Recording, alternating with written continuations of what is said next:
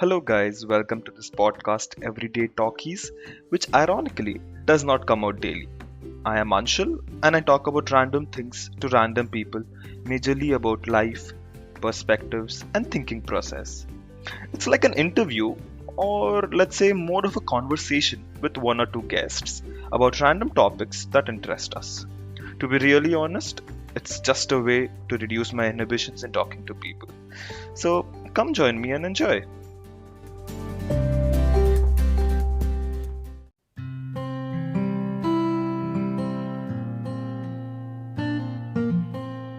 Hello, guys, welcome to the new episode of Everyday Trekkies. Today we are back with a new episode of Lower Decks. I think this is the 8th episode?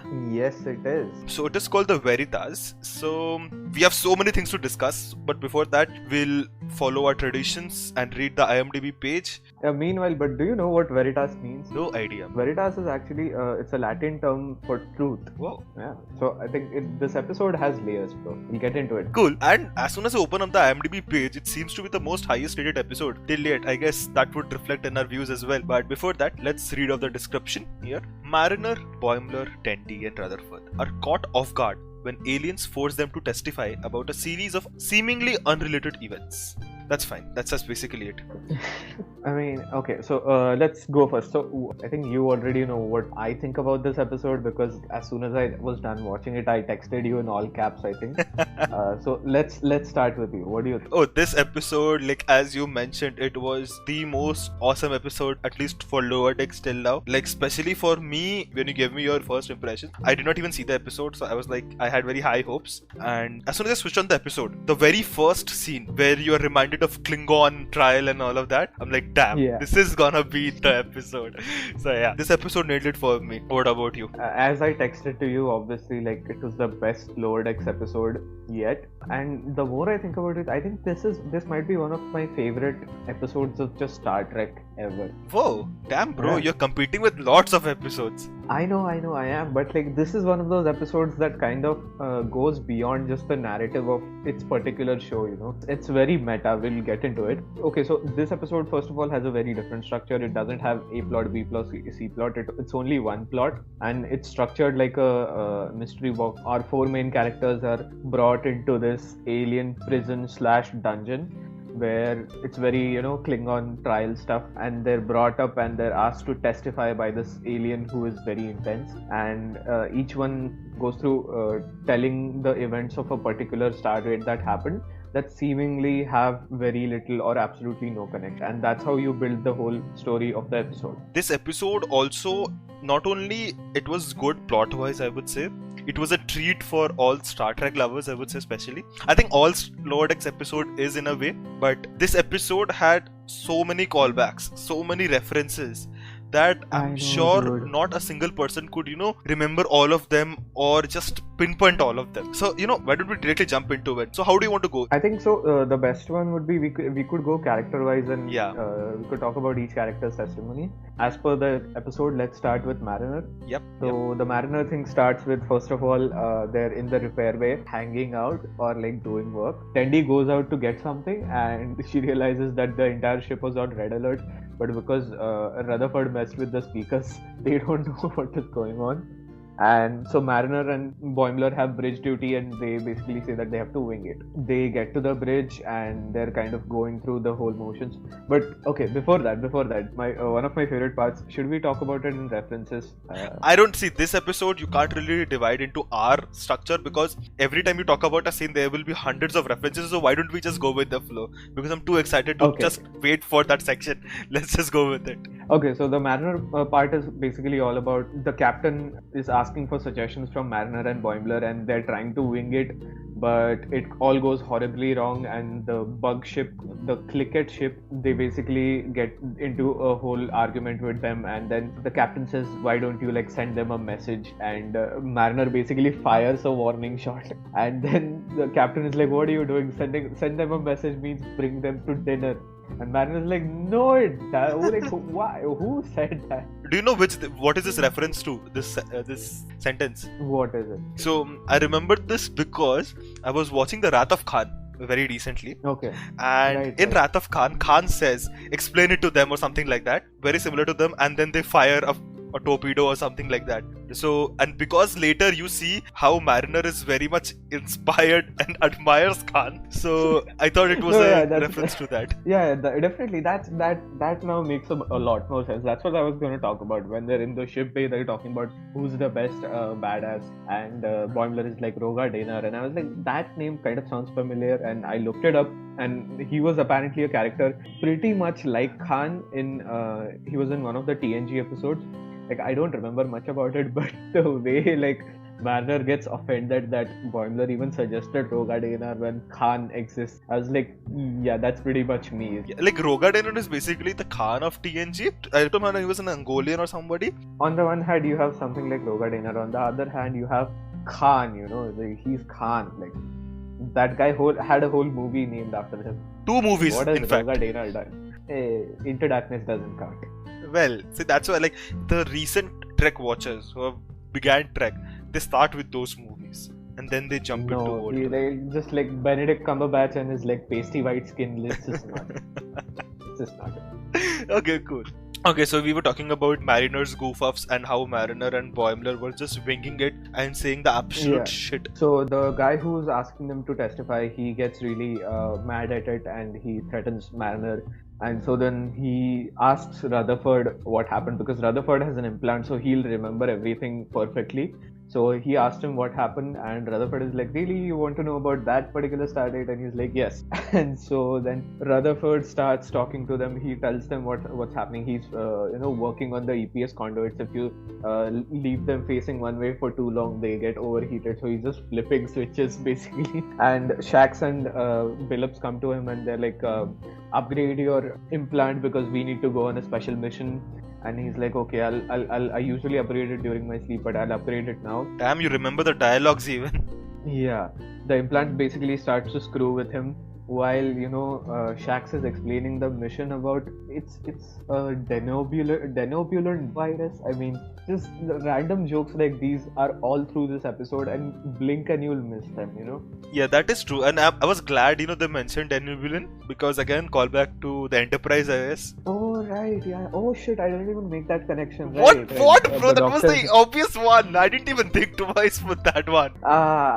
Dude, I totally forgot he's called a denobulin. Oh my god. Yeah, there was a Denubulin in Star Trek I'm telling you, Enterprise. this episode is crazy. Okay, anyway, so he gets an upgrade, but the implant goes crazy, and Rutherford basically goes full upgrade, like he did in episode 2. And this time he doesn't even have a memory of what's happening, so he just has like fragments when he wakes up. So he goes off, he wakes up when they're stealing a bird of prey. He does the weird Vulcan fan dance.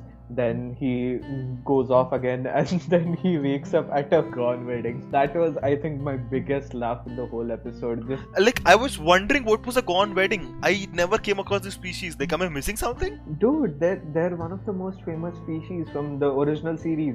In the episode called Arena, where Kirk is beamed down to a planet. Oh, and he has yes, to fight a Gorn. yes.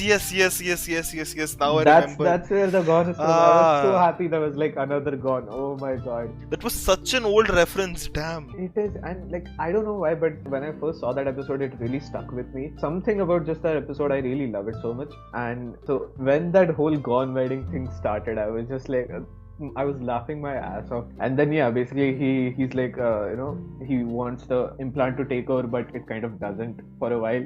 And then it does again, and the guy who's conducting the trial again gets mad. Like, how did this become about a Gorn wedding? You had to tell me about the Klingon bird of prey. So even Rutherford kind of fails the whole testifying thing. And then you get Tendi, who is, I don't know, I think I'm in love with Tendi. She is, I think, one of the best characters. And people are gonna hate on this episode because you said a Klingon bird of prey. It's a Romulan bird of prey. Oh shit, Romulan bird of prey. You are gonna make this podcast banned, bro. Oh my god, do I have to like, am I on suspension now? Like, do I have to hand in my Star Trek badge? Okay. No, but this episode has so much that, okay, you can get a leeway for once. So many references, my brain is gonna explode. But yeah, okay, so the Tendi part. Tendi is excited that she got the conference room cleaning duty, which is something only Tendi would get excited about. I mean, I don't know, maybe I would too if I had to like. But you see, even Mariner was for a second, wanting to do that. Oh yeah, she's like, I never get conference duty. I mean, it's such a sought after job. I mean, and so she's like, that was another funny joke. She's tidying up cat fur from the seat Dr. Tahanas for when Jack Ransom bursts in with his entourage, and basically Tendy's omitting details from the whole story. So that's why there's like a lot of bleeping and the eyes are all blacked out. That was a really funny joke. So yeah, so Ransom is going on this secret mission with the boys, and Tendy basically comes along accidentally. It's like she's trying to tell them that she's here accidentally, but because of some aggressive scanning, she does not get the chance. But one thing about the whole sequence with Tendy was, did you ever know Tendy was such a good fighter? Dude, yeah, that's exactly what I was getting at. So when they're basically down at the planet and they're trying to retrieve the package. Okay, so first of all, basically Tendy does not know what is happening because she kind of zones out and starts fantasizing about, people are like giving her attention and liking her work and all that stuff. So she does not know what is happening. And so when Ransom says like, do your thing, Ensign, Tendy just goes, what's my thing? And just starts like beating the shit out of every Romulan that's there. And if you know anything, Romulans are pretty tough guys. So Tendy just going through them like, she's like Black Widow or something. So it's just another piece of the Tendy's hyper competent puzzle. Like I'm just trying to figure out, like, are these people good at everything? I mean, not these people. I mean, Rutherford pretty much sucks at a lot of stuff, even with the implant. Boimler is Boimler. Mariner has kind of like issues. I'm seeing a lot of bias from your side. There's no bias. I mean, what are you talking about? And we got to know the full name of Tendy in this episode, Divana Tendy. But funnier than that, Rutherford's full name, Samanthan Rutherford. Oh, wait, I didn't see that. Yeah, they say everybody's full name basically, except Boimler, I think. Yeah, Boimler became Boimler towards the end of the stick when he went on a monologue. Oh yeah, that was the reason I think this episode is my favorite episode. So all this is basically happening, and the testifying guy is basically like, what are you guys talking about? Like Starfleet officers are supposed to be always in control. They're supposed to know everything. They're supposed to have a contingency for everything. And Boimler's just like, no, we don't. He just goes on a whole rant saying, like ensigns aren't told anything, we aren't kept in the loop, we're not given any information, and even the senior officers, they mess up from time to time and they have no idea what is happening, especially when Q comes in. And when Q came in, I lost my mind. Yeah, and do you know John Delancey, the actual actor, he voiced for Yes, Q? I did. That's what's so special. Like, we haven't seen Q since Enterprise really, so like this was such a nice treat. Yeah, and basically the entire Lower Decks, the entire format of Lower Decks and the concept of Lower Decks was summed up in that last monologue by Boimler. I could say that that is the entire essence of the season. Not just Lower Decks, but just the entirety of Star Trek. And I think that monologue was kind of like it was a response to the whole Star Trek fandom that's become so toxic in the past few years. I mean, you see it with Discovery and Picard and like all the new shows. Like, so many people hate it because it's not their Star Trek, and Starfleet is supposed to be made up of perfect people and all that stuff. And that's like, I mean, it's such a myopic and exceptionalist point of view that it doesn't make things interesting. Characters are supposed to have flaws. Shows are allowed to have flaws.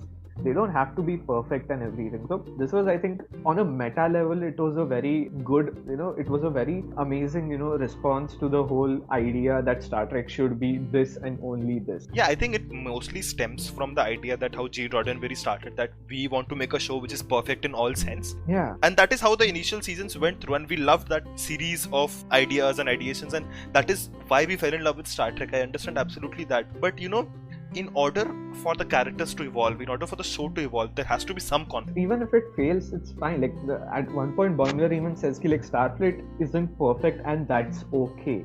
That's what we've been saying since this whole podcast started, that not everybody in Star Trek has to be a perfect character. And there was even it even doubles down on it when the testifying guy basically says, and like I wrote it down, he says, and I quote, "I need you to tell me that your senior officers are infallible heroes." Which is like the most meta thing ever, because that's the guy. That guy is basically acting like all the Star Trek fans who think that all these heroes, or even Star Wars, or any like piece of sci-fi or pop fiction you take, that these heroes are supposed to be some like legendary status guys. So I think on that point, it was absolutely like one of the best episodes or one of the best pieces of writing that came out of Star Trek. Yeah, no doubt about that. While you were talking, this whole image of the giant Spock on Phyllis came into my mind because I just recently finished watching animated series. Yeah, the last episode you dissed me that I didn't watch animated series. I really took that in my heart. So I finished the Yeah, entire I binged animated the whole series. thing, which was crazy, dude. Like, that's Trekkie dedication. And come on, you wish you would want to live in a world like this. Yeah. And where would you live? Would you live on Earth or in space? Which can be answered by Mariner's explanation. If you don't want to drink wine all day, live in a vineyard, or have soul food restaurants, you want to be out there exploring space. That was an amazing joke. Yeah, so it referenced basically DS9, TNG, Picard, everything. Yeah, and there was another great joke about when Dr. Tahana basically goes into the ship and she's like, something is happening to the people in the ship. Nobody seems to recognize me. And then she looks at it and everybody's just like a variation of everybody else. And she's like, wait, am I on the wrong ship? They all look the same. And yeah, it does. Like, basically, we always do that while comparing mostly original series and TNG. That, okay, Picard is an alternate to Kirk, then we have Data alternate to Spock, and this and that. Though I believe Picard is better than Kirk, so people, come on, hate on me now. I mean, in certain aspects, Picard is better, but Kirk is Kirk. Kirk is OP. Yeah, Kirk is Kirk, but Picard is Picard. Come on, yeah. Like, I have a special affiliation towards TNG. I think we can all agree that a good compromise between the two is Pike. Yeah, and I'm actually waiting for the Strange New Worlds. Like, dude, yeah, that is gonna be so good. I mean, that's gonna be full TOS. Now we have Discovery, which is a very Enterprise-ish show. Then you have Picard, which is a TNG show, and Lower Decks, which is also like a TNG show. And now we're getting Strange New Worlds, which is going to be like an original series era show. So yeah, it's going to be a lot of fun. Let's just close it off for like the plot circle. Like we were, discussing towards the end that Boimler was ranting about all of this, and then finally, what happens? Yeah, the big reveal is that this is not a trial; it's actually a birthday party in one of the nicer silos that. It's not a birthday party. Come on, bro. Oh, sorry. The birthday party is coming after. Yeah, this is like a celebration of the rescue of that guy, and I was stuck on the birthday party because of this one very little thing that the old guy is like, my little girl is turning 100 today, and in the background Teddy just goes, "Ah." That was really funny. And another meta joke in that whole thing was the guy basically comes, he's like, your time is up and you only get 22 minutes to do your thing. Yeah, you only had 21 minutes and you exhausted in that trial thingy, whatever they did. But also, like, you know why this is a meta joke, right? Why? Because the episode is 22 minutes long. Oh, damn. I didn't realize that. Because I was basically stuck in that same trope that they were using in the last episode as well with the farm. Like, it was all ominous and scary and all of that, same with the trial setting. And towards the end they flip it off. They turn it into a celebration or they turn it into a very good thing. So yeah, that's basically all about Lower Decks, nothing else. With other scenes, like if you want references, Boimler gave a lot of references in his last thing. Picard knowing about Borg, the giant Spock on Phyllis, then the Dr. Crusher ghost episode. Like above all, there was Q messing with Mariner and Mariner just rubbing him off. Just go away. Just like we are done with your bullshit for today. And he's like, oh, Picard is so boring. He's just quoting Shakespeare all the time and making wine. And I was like, yes. I think this episode has gone long enough. We have praised Star Trek, we have dissed on the fans, we have done everything. I have claimed Picard as the best captain, and now I'm getting cancelled. That's debatable. Yeah, I know, I understand. I mean, even Q got bored of him. So yeah, I guess so. Then there's Janeway also. No one can forget Janeway. But okay. I was just about to say that. Yeah. But chalo, we'll probably do once this gets over and when there's a dry spell of new episodes, we'll probably get into some old Trek someday and discuss them. That would be fun. But chalo, till then, it was amazing discussing this episode. I think 2 more episodes left. Oh, only 2 more? Oh my god. Yeah. We're at the end already. Yeah. Well, at least this episode was definitely one of the best for me. Just the way on a meta level how amazing it was and the kind of awareness that it had about just Star Trek as a whole and its fandom. I absolutely loved it. Yeah, no doubt about that. Well, till then, hopefully, they continue this and we end on a Yeah, high in the note. meantime, we'll be, quoting Shakespeare and making wine. So, yeah, until the next episode. Okay, so how should we end this episode? What quote do you want to use? I don't know. Should we replicate some ice maybe? Or is that bad? Okay, we'll end it in this high note. People who know. That's it. Till then, bye guys. We'll meet you in the next Okay, episode. guys. Next time we'll send you a message. Bye bye. Bye.